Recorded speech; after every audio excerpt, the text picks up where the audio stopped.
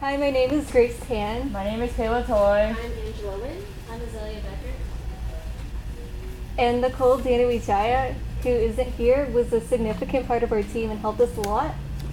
So we'd like to acknowledge her. And we are Team Food Food waste. I chose this topic because I was really shocked by the statistic that over 40% of the food in the United States goes uneaten annually. It's just usually tossed out or left to rot on the fields, and that's a lot of precious, limited resources that goes to waste. Like, that's a lot of fertilizer, land, freshwater, and energy, and money, not to mention money. Like, that's $165 billion, and I wanted to learn a more efficient way we could use these resources. I chose food waste as my topic because I've always been concerned about what exactly I'm wasting, and I didn't exactly know how much food that can be eaten is just wasted and thrown out. And I was concerned about the homeless people and how we can use the food that's being wasted to feed them. Similar to what's already been said, I was really interested in food waste because I wanted to know why it happened and also what are some of the solutions that we can do. I chose this topic because I was interested in why there's so much food going uneaten and why we aren't using it for like a better use. Our research question is, why is composting important and how can we encourage others to do it? And we thought of the question through each group member having a topic such as homelessness, hunger, and education. And we ended up narrowing it down because we felt that composting and education were the main ways we could reduce food waste. So this is our current situation of the food waste problem in America. So currently we waste about 60 million tons of food waste each year, and this amounts to about $218 billion.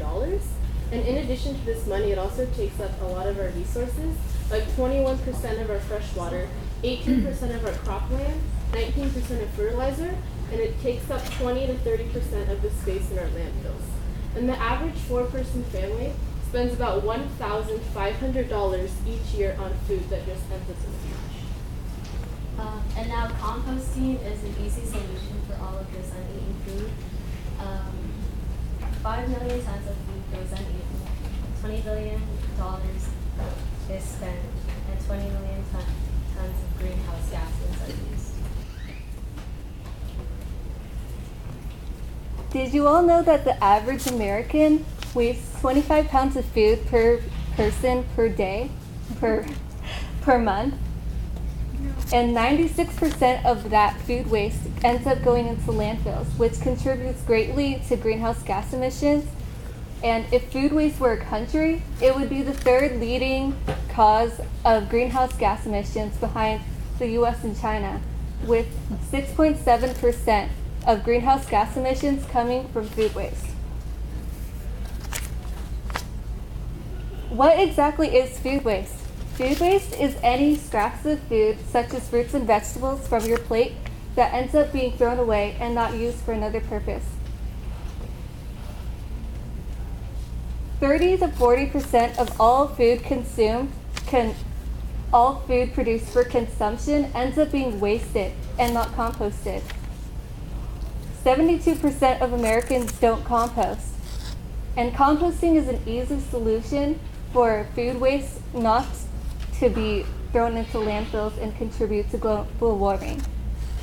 And composting, for those of you who don't know, is when you take your food from your plate, such as fruits and vegetables, and put them in a bin to decompose.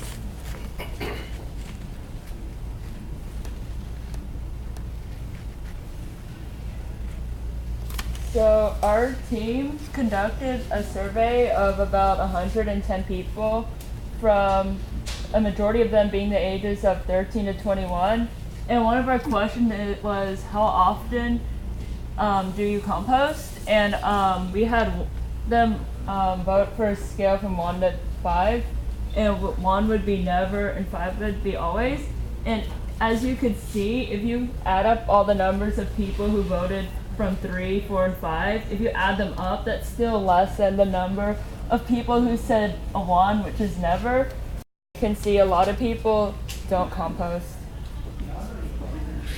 And then our next question was, why don't you compost? And just to clarify, the numbers on the pie chart are the people who don't compost, and this question was optional, so like not everyone answered it, but pretty much most people said it was because they didn't have a container.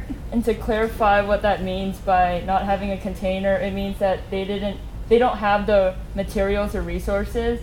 Like, for instance, if you go around like in a public area or space or school campus, you're more likely to see recycle bins and trash cans, but you're not likely to see a compost bin. And that's because there's not a lot of communal support with that. And then also people don't compost because there's not as much of an incentive to do it.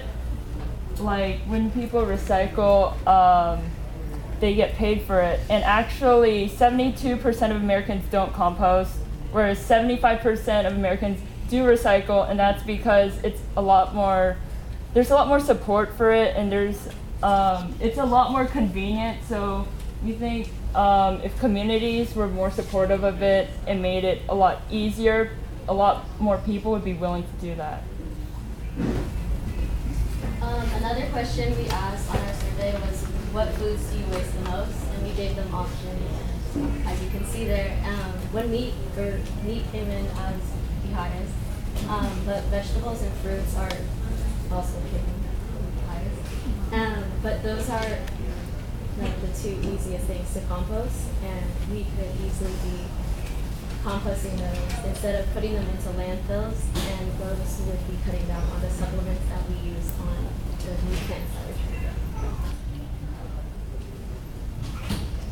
Data from the Food and Agriculture Organization of the United Nations shows similar findings to what we found on what types of foods are wasted the most. And fruits and vegetables were the most wasted, though fruits and vegetables can be composted. And 30% of all cereals produced for consumption are wasted. 40 to 50% of all root crops, fruits, and vegetables are wasted. 20% of all oil seeds, nuts, and meat and dairy are wasted. And 35% of all fish produced for consumption are wasted. So as you can see, a lot of what we're producing is getting wasted. So this is a little infographic I made on how to compost for those of you that don't know. So it's actually pretty easy. All you need to do is find a site for your composting, so it's about like 3 foot to 3 feet, and then just alternate layers of brown material and green material. So brown materials are very high in carbon, and these would include like paper, eggshells, twigs, and cardboard. And green materials are high in nitrogen, and this would be like your vegetable and fruit scraps, coffee grounds, or grass cuttings. And you just want to give it a mix every couple of weeks and keep it moist. And depending on conditions, it should be ready to use in a few months. And something to note is there are some things you don't want to compost, either because they don't decompose well, or they can attract pests. And we do understand that some people might not have the time or the space to compost, so like if you live in an apartment or you don't have a backyard. So there are a lot of programs that can help you with this. So one example would be the Davis Organics program. So what they do is they actually give out free compost bins to every household, and all you need to do is put your scraps in the bin, and once a week, along with your regular trash and recycling, they will just take it for you and compost it for you. Something that surprised me when doing this project was that a lot of people don't compost because they don't have that communal support. And what I thought was interesting was a survey by National Waste and the Recycling Association. They did a survey that said 72% of Americans don't compost, but of the 72% of Americans who said that they wouldn't compost, 67% of them said they would be a lot more willing to do so if the community was more involved and if it was a lot easier. One of our group's challenges were trying to not go to other topics because our topic was so broad, and narrowing down our question into a suitable question. So in order for composting to work, we need all of your help, and not only to look into composting, but also to spread the word and tell other people.